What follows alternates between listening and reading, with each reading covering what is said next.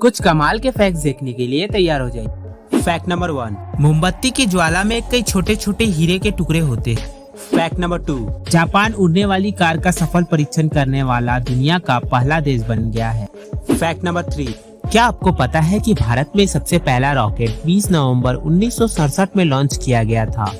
उस रॉकेट को launch pad तक एक साइकिल से ले जाया गया था और उसे एक चर्च से लॉन्च किया गया था जिसका नाम RH-75 रखा गया था।